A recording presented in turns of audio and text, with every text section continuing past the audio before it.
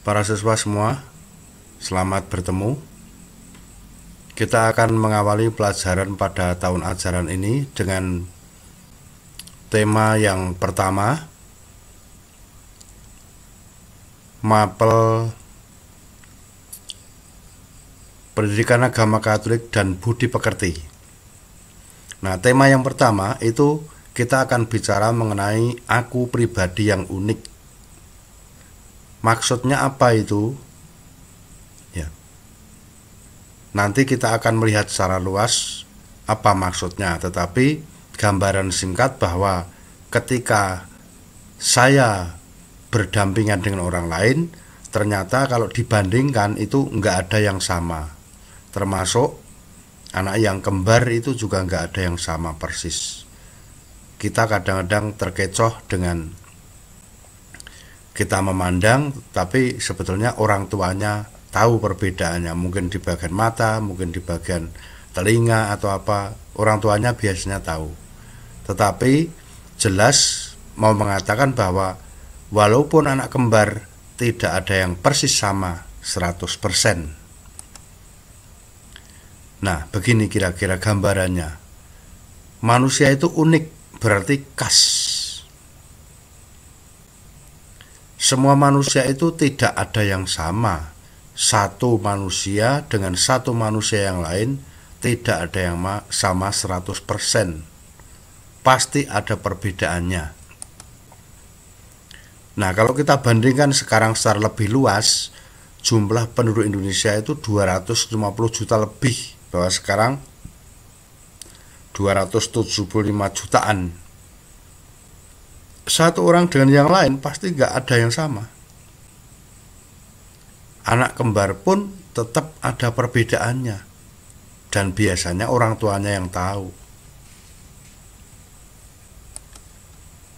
Nah, sekarang bagian yang pertama, mengungkapkan identitasmu masing-masing. Kamu itu kenal nggak sama dirimu sendiri? Wah, saya tuh tahu.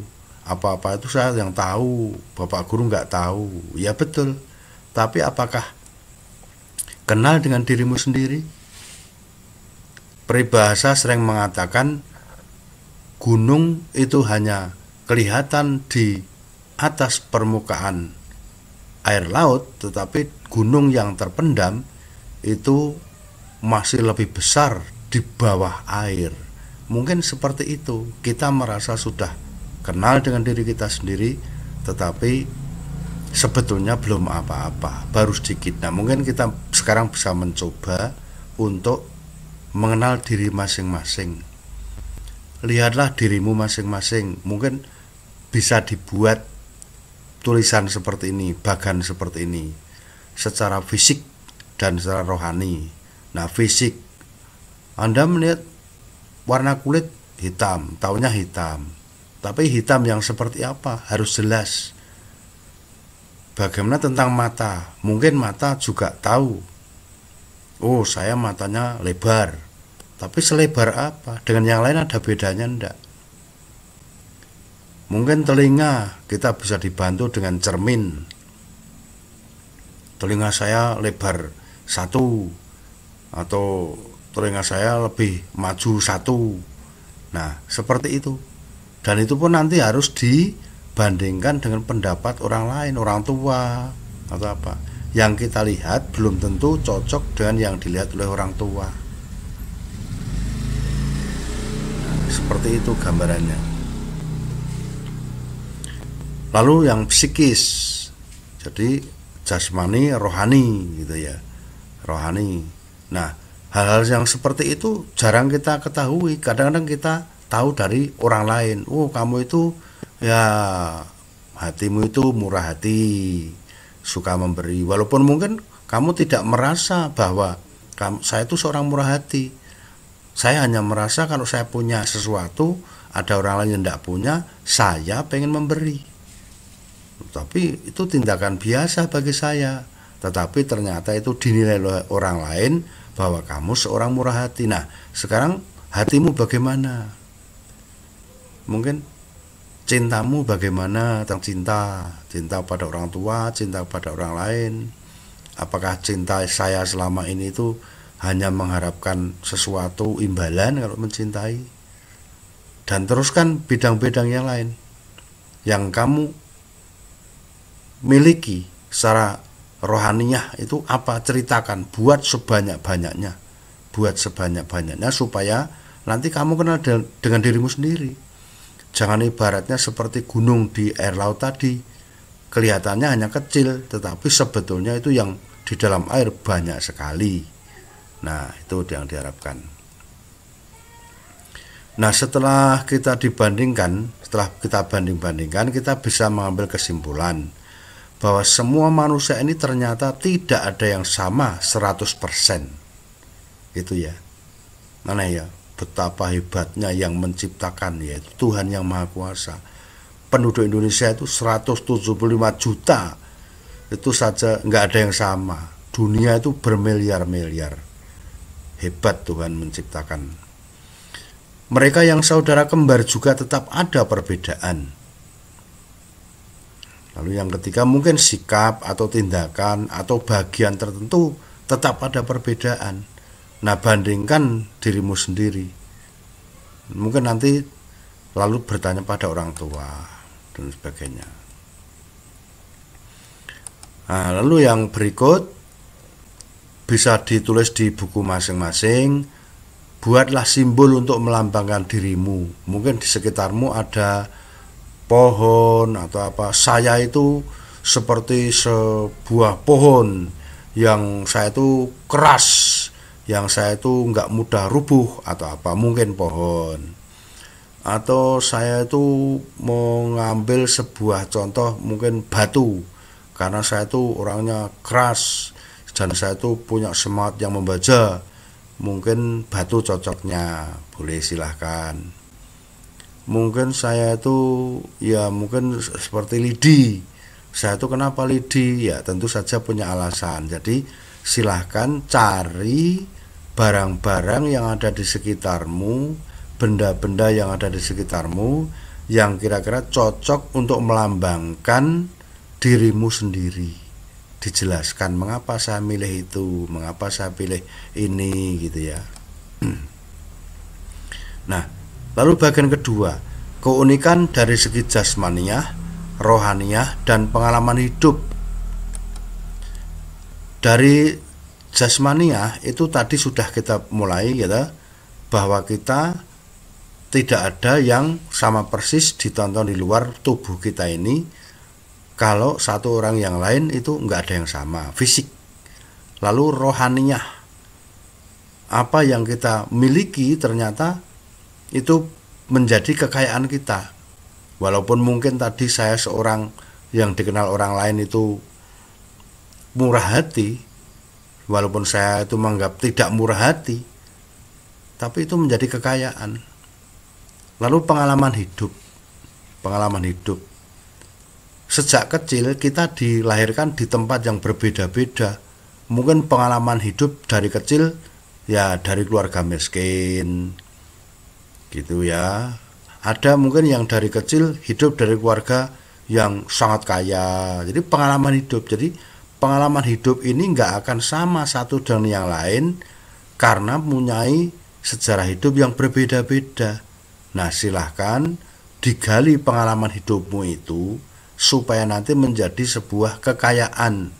Setelah menjadi kekayaan, nah itu menjadi landasan untuk hidup di masa depan. Jadi kita gambarannya mungkin ada di tengah desa, mungkin ini ada di suasana yang sudah enak gitu ya. Nah, kita sudah tahu bahwa diri kita itu unik, nggak ada yang beda satu dengan yang lain. Tetapi kita tidak bisa hidup sendirian. Kita butuh orang lain. Pertama-tama bahwa kita itu pribadi yang unik tidak bisa berkembang kalau tidak ada orang lain. Bahkan dari dikandung ibumu, kamu memerlukan orang lain. Ketika lahir memerlukan orang lain, mbah dukun, tukang pijet, atau rumah sakit atau apa itu ya. Jadi kita itu berbeda-beda, tetapi orang lain yang berbeda itu kita butuhkan supaya kita itu bisa hidup sampai sekarang ini. Nah, lalu hal yang penting kedua, kita justru membutuhkan orang lain supaya kita itu menjadi jelas saya itu seperti apa. Coba kalau nggak ada orang lain, saya merasa paling hebat, oke. Saya merasa paling tinggi, oke. Saya merasa paling gendut, oke. Ya kan nggak ada perbandingannya. Orang lain itu justru memperjelas keadaan kita. Saya bisa mengatakan saya tinggi karena ada orang lain yang tidak tinggi. Saya bisa mengatakan saya itu gendut karena ada orang lain yang tidak gendut. Maka orang lain itu bukan musuh kita. Orang lain itu justru membuat kita menjadi jelas siapa kita ini. Nah, begitu. Banyak orang salah mengerti. Adanya orang lain itu menjadi ancaman bagi diri kita. Itu salah.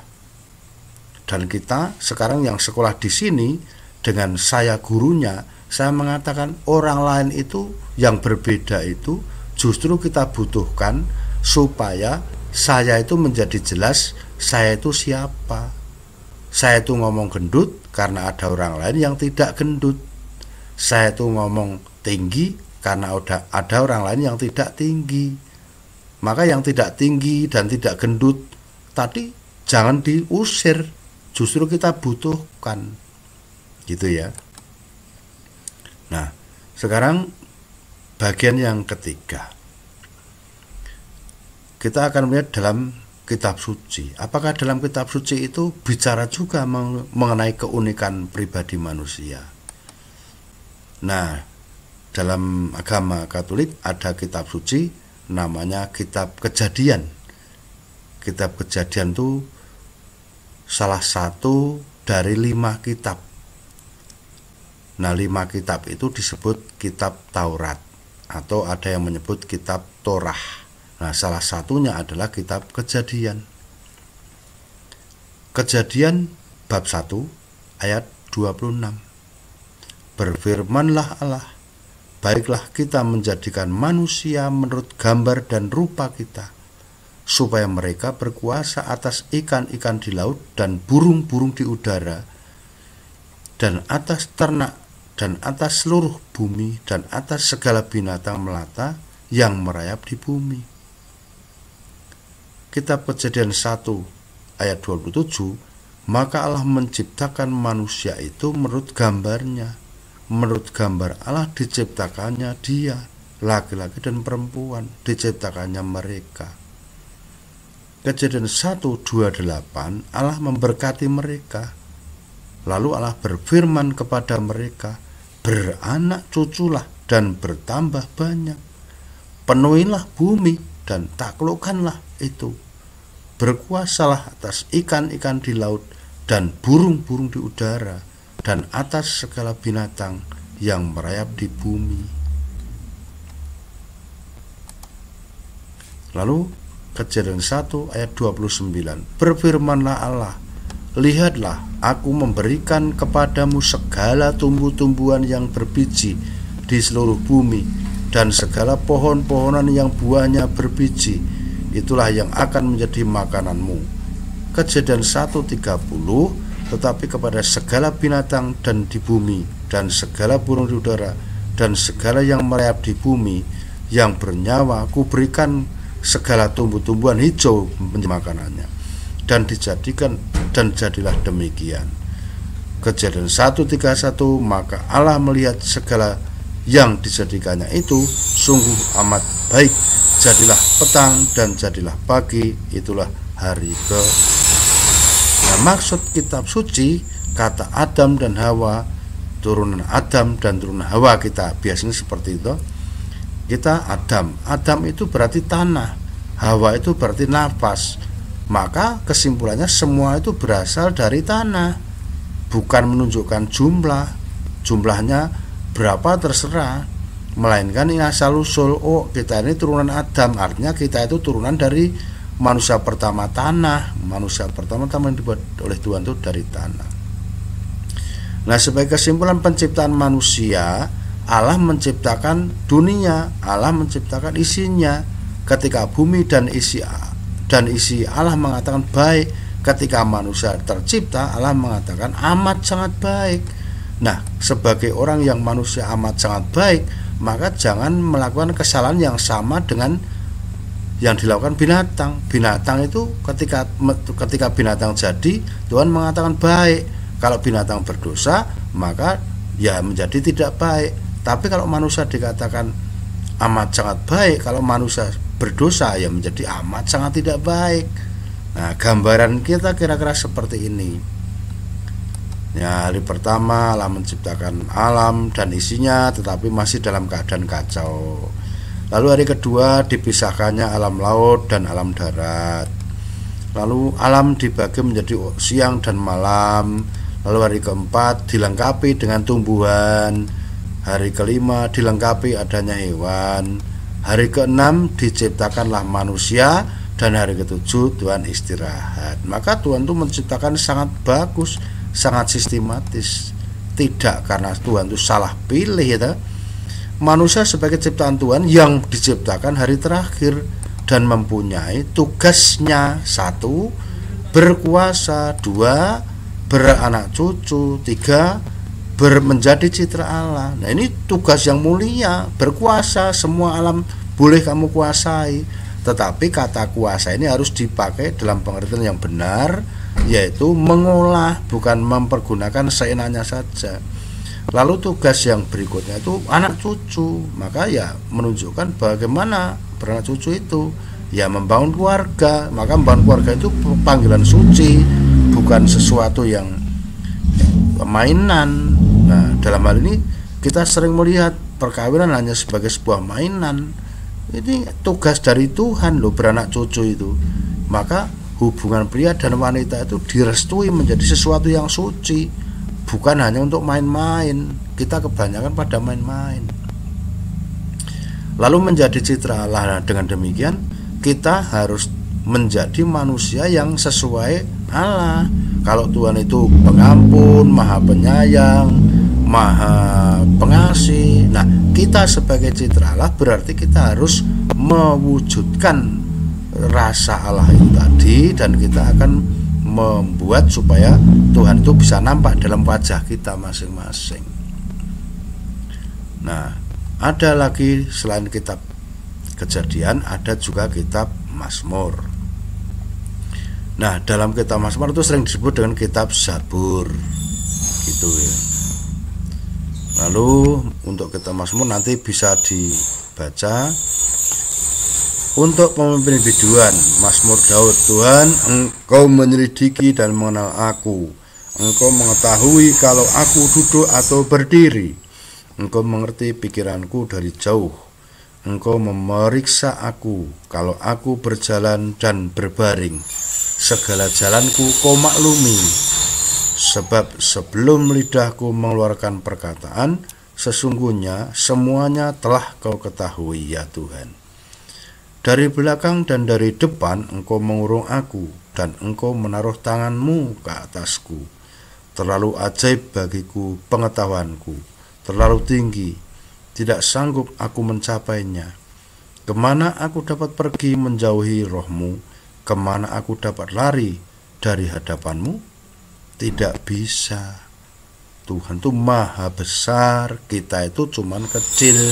Kita itu kecil seperti manusia kecil sama raksasa ya. Kita seperti menangkap apa yang kecil, semut mau berjalan seperti apa, kemudian kita sebagai yang besar bisa menangkap. Nah, sama seperti dengan Tuhan tuh. Kita itu manusia sangat kecil, mau sembunyi di mana Tuhan tahu, mau sembunyi di laut Tuhan tahu, mau sembunyi di bawah gunung Tuhan tahu. Nah, oleh karena itu kita itu hanya bisa berpasrah pada Tuhan. Maka dari kitab Mazmur kita melihat maknanya. Engkau tahu sebelum aku jadi, bahkan sebelum kita dilahirkan, Tuhan itu sudah tahu akan sembunyi di mana, dimanapun engkau ada. Tuhan telah mengetahui dan manusia tidak bisa mengubahnya. Mau mengubah bagaimana? Kita itu cuma kecil. Nah, maka kita untuk memperjelas diri kita itu siapa, ya jadilah diri sendiri. Jadilah diri sendiri. Tapi diri sendiri yang terbaik. Ibaratnya begini, kalau pengen jadi ikan gurame, ndak bisa. Ya udahlah, ndak apa-apa. Jadi ikan pari saja, tapi ikan pari yang terbaik. Begitu. Atau mungkin saya pengen jadi seperti ikan, ya ikan apa ya, ikan hiu yang paling kuat dan tidak mampu, maka ya sudah menjadi ikan lele saja, tapi lele yang terbaik.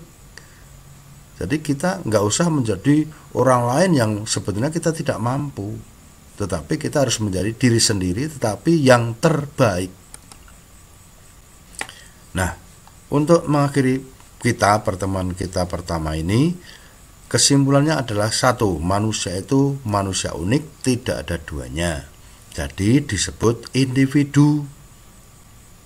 Tetapi walaupun unik dan individu, tetap membutuhkan orang lain, maka disebut makhluk sosial. Lalu yang kedua, manusia itu amat sangat baik, maka harus menjadi amat sangat baik. Kalau membuat dosa sama dengan yang dilakukan hewan, padahal tingkatannya hewan itu baik, maka manusia menjadi amat sangat tidak baik. Lalu yang ketiga, manusia itu citra Allah. Artinya apa? Membawa sifat-sifat seperti Allah, maka harus menampilkan sifat-sifat Allah atau disebut wajah Allah. Nah, harapannya apa? Saudara-saudara kita, sekitar kita itu bisa menonton sifat-sifat Allah, sehingga lama-lama mengenal siapa tuh Allah itu, karena menonton kita yang sudah menampilkan sifat-sifat Allah itu tadi. Nah, kira-kira siap apa tidak wajahmu menampilkan wajah Allah? Kira-kira siap enggak? Ketemu teman tidak langsung nempeleng, ketemu teman tidak langsung memarahi. Sifat-sifat Allah harus ditampilkan supaya orang lain melihat, oh ternyata Allah itu ada di dalam dirimu. Begitu kan? Nah, saya kira ini untuk bisa dikerjakan. Satu, mengapa aku berbeda dengan orang lain? Silahkan dipikirkan. Lalu apa yang membuat aku berbeda? Terus yang ketiga, bagaimana bisa tahu bahwa saya berbeda? Lalu yang keempat, bagaimana sikap kita terhadap mereka yang berbeda? Tadi sudah kan? Ya. Evaluasi untuk dilakukan di rumah. Ya, evaluasilah teman-teman sekitarmu. Apa kelebihan dan kekurangan teman-teman akrabmu? Kelebihannya apa? Kekurangannya apa? Siapa tahu nanti dapat membantu temanmu. Karena temanmu mungkin melihat hanya saya itu hebat terus, tetapi tidak melihat kekurangannya. Apa yang positif dan negatif dari teman akrabmu itu juga perlu disampaikan, supaya nanti temanmu juga tahu, oh terima kasih mas, saya selama ini nggak melihat saya kekurangan ini, tapi ternyata malam ini, hari ini engkau memberi saya informasi sehingga saya bisa berubah menjadi lebih baik. Itu menguntungkan. Nah, demikian para siswa untuk pelajaran aku pribadi yang unik. Silahkan untuk dipelajari sambil dipikirkan, juga mungkin mencari sumber-sumbernya supaya nanti menjadi semakin kaya. Jangan hanya tergantung pada Pak Guru. Sekarang gurunya itu banyak sekali, banyak tulisan di internet, di mana-mana bisa dibaca. Sekian.